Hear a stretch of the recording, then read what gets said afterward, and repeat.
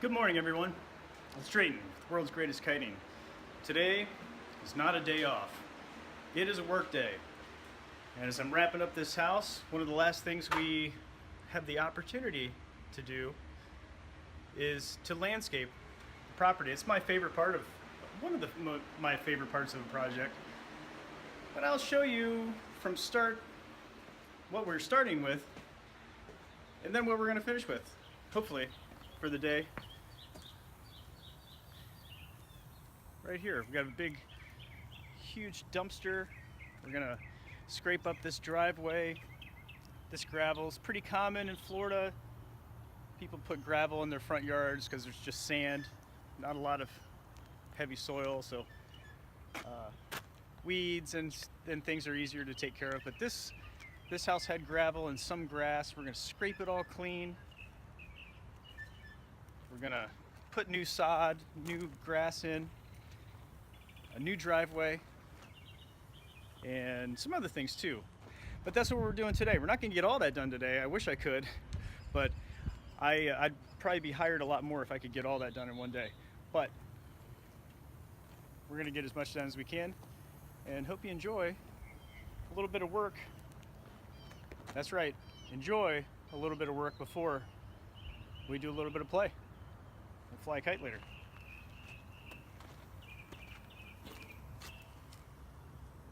Big dumpster. We're here working on this landscape, clearing out the driveway. And those of you not from Florida or from the South, look at all the shells and stuff in there. Everywhere you dig, there's like sand and shells, and I see some oyster shells in there. It's pretty cool. Look at this one. Look at that, just underneath the driveway for who knows how long.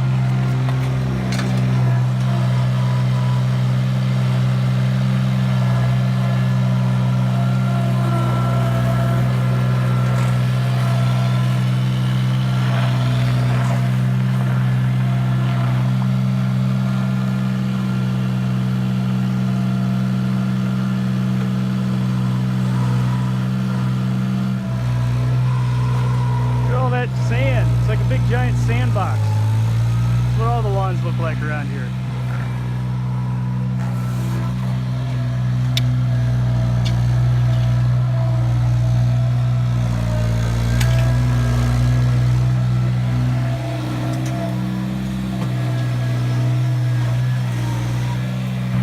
Looks like fun, doesn't it?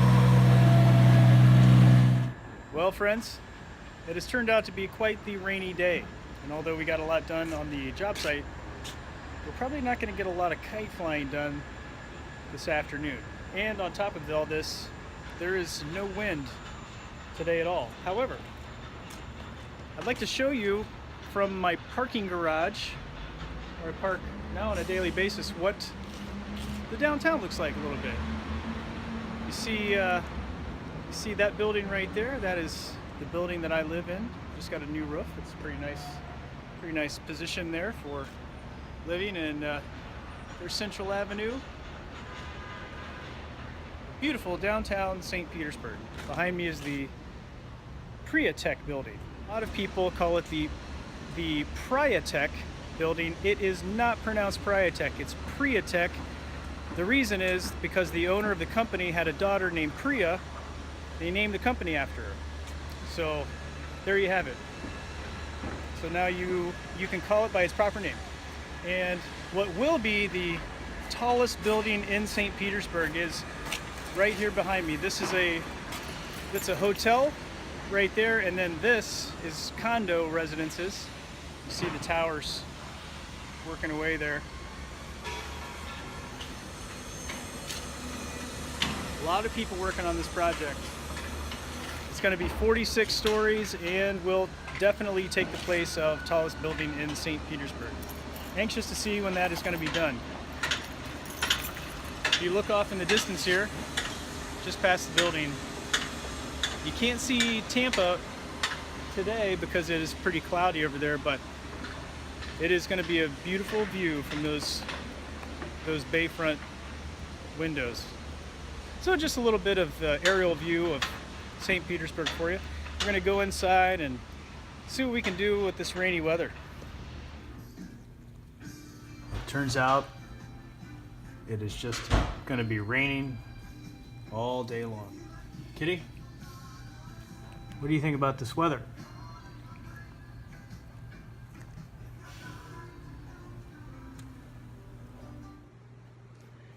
Hey friends, so since it's raining outside, I thought I'd show you inside one of these old magazines and check it out. Remember from last week the vlog with the painting of self-portrait with Kite? Well, I sanded this down with a palm sander so you can't even see where the paint was, but there you can see where the paint was. It's totally dead smooth flat. I like the look of it. I'm anxious to see what it's going to look like after the next few paintings, which brings me to the next point. If you guys have suggestions of paintings, images, colors, anything you'd like to see out of the next painting, please leave a comment below and I might include that in the next edition of Painting with Dre, we'll call it. Also, I'm looking through this magazine here, this SKQ, Stunt Kite Quarterly, from spring 1989. Got these cool cats on the front cover. It says the 1989 Buyer's Guide right there, but there's a lot of cool stuff in this magazine aside from the Buyer's Guide.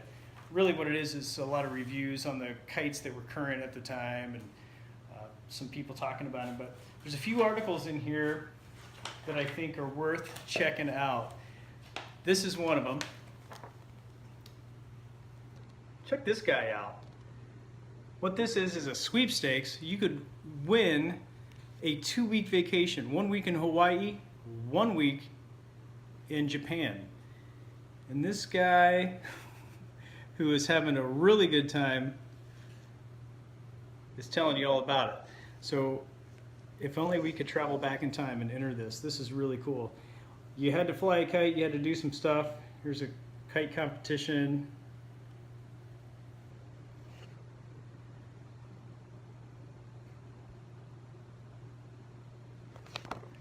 It's a pretty cool thing. Offered by Spirojet Kites. Have you ever seen that? I tried to look it up online and there were a couple images, but you couldn't really find much about the company. If you know anything about these Spirojet, I think it's Spirojet kites, send a couple pictures in. I'll show them in the next few episodes. Also, there was some other cool stuff in this magazine. This one right here. I'll take you to it. It is the the Force 10 stunt kite. Look how big it is compared to this guy. I assume it's 10 feet across. Now, the name of the company is pretty funny. The Screamin' Tuna Surf and Ski Shop. If you are this person and you're watching the vlog right now, please contact me because I want to find out who supplied the wardrobe for this sweet ad, because those are some really cool hammer pants before hammer pants were popular. And the Screamin' Tuna, is it still around? I didn't search for that. Maybe some of you guys can search for the Screamin' Tuna. Let me know if it's still around. Maybe you work there, but I think what a cool name for a surf shop is the Screamin' Tuna Surf and Ski Shop. Man, in Wisconsin, Mequon, Wisconsin. Any Wisconsiners out there? There might be a few of you. So this kite came assembled and ready to fly. It's huge. I don't know how that's possible. I'd like to know some more details. And it says, hard ground smashing nosedives won't break a single heavy duty spar. I'll believe it when I see it. I don't know if that's possible. That is a huge kite. If you owned one of these Force 10 stunt kites. I would love to know about how it worked. The guy in the picture looks super excited about it. I'm kind of excited about it. I don't know of any kites that size available in the market today, but in 1989 it was. If you guys have a chance to check out any of these old stunt kite magazines, they're cool. They really are. They have some cool articles in them. I saw one in here with Lee Sedgwick flying a kite with skis on, regular skis, not a snowboard, skis in a power kite.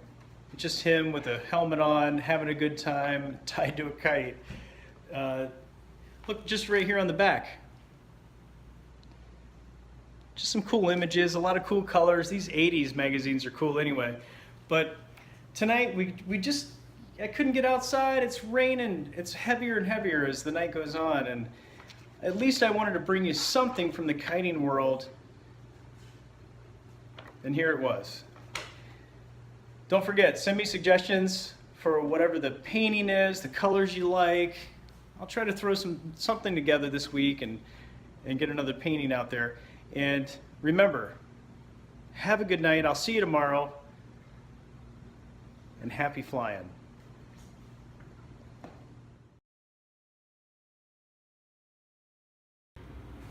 Kitty, what is it that you want? Meow? Wait, I don't understand. Is it this? What happens here? Okay.